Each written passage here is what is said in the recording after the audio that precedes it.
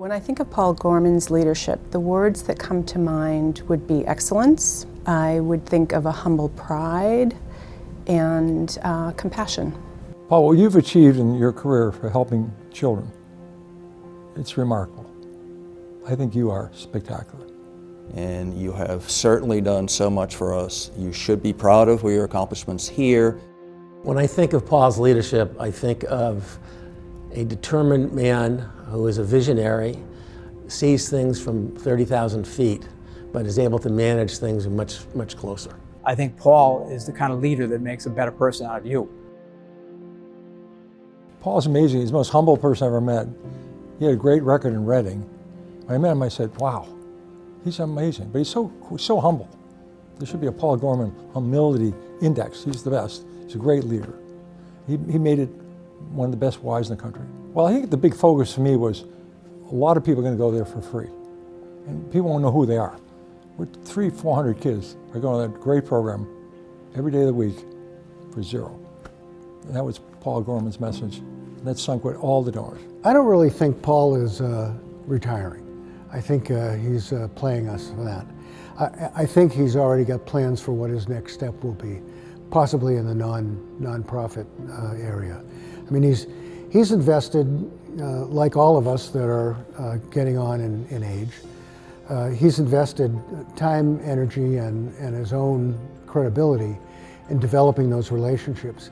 And at the peak of his knowledge bank, let's call it, he shouldn't waste it. He should use it, and use it to continue the good that he's created here. I mean, he's created an incredible community that touches thousands of families all over New England, not just Quincy and Hanover and South Shore. And that's something that's very special. He gets it. He understands that first he has to build a team of talented professionals.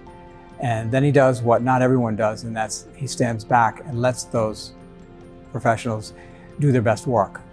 And it's funny, in the middle of an assignment, you realize that Paul is letting you do, what you were trained to do, and you take more ownership of the project at that point. I've done projects for the South Shore Y, several projects that were huge. But the most impactful one to me was the first YMCA project I did for Paul, which was what we called the Why It's Time project, and that was the fundraising in the building for what became a 75,000 square foot YMCA up in Marblehead. And it all started on the sidelines, on a Saturday morning on the sidelines of a youth soccer game. I got the tap on the shoulder, and it was Paul, who I had known for several years. He lived on my street. He was 4 doors away from me, and we ran together on occasion.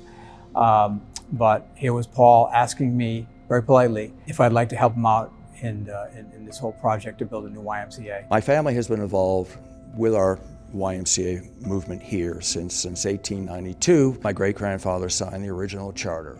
Both my grandfather, my father, and myself have been on the board for over 50 years, past chairman of the board, and I recently retired after my 50 years of involvement.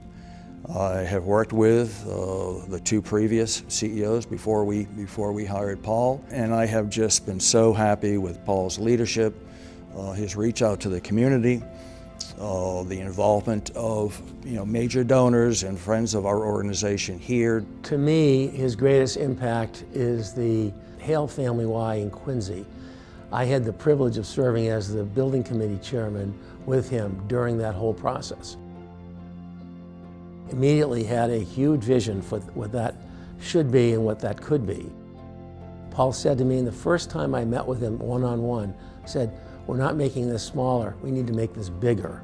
And he said, "We have to add a field house," and that's the origin of the field house was his idea. He's always thinking of the people that are in the community, the leaders in the community, the families in the community, and making sure that their needs are met. My husband Jack was on the board when probably was first brought to the Y.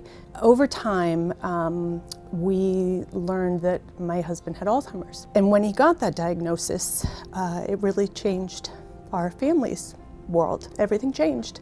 But the one thing that didn't change is he still loved golf. We were playing in Florida with a dear friend, and she recommended getting him a caddy. He still could play a good round of golf. And lo and behold, Paul Gorman stepped up to do that for my husband. So that bought my husband probably 2 good years of playing golf. And Paul did it as a kindness. It wasn't a donor pursuit. It wasn't a moment to brag or to be, look at me doing this wonderful thing. It was a genuine caring about somebody that he knew and the love of golf between them.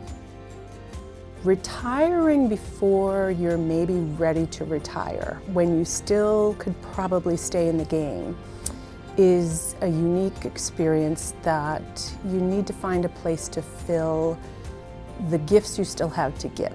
Whether you do it volunteering, whether you do it staying in touch. I know for us in our family, it's not goodbye. That relationship will continue for all of us. So my message to him would be, find that way that you can still give your good back to the people that care about you. I just want to remind you that you're not fully retired. We still have a lot of work to do on Swampscott Ties to build that into not just a national player, but an international player. Enjoy the years you have ahead. I'm a firm believer there's another life after retirement, and I want you to enjoy that life. Congratulations on all your hard work. Best wishes on what's to come, and let's go get a hole-in-one together.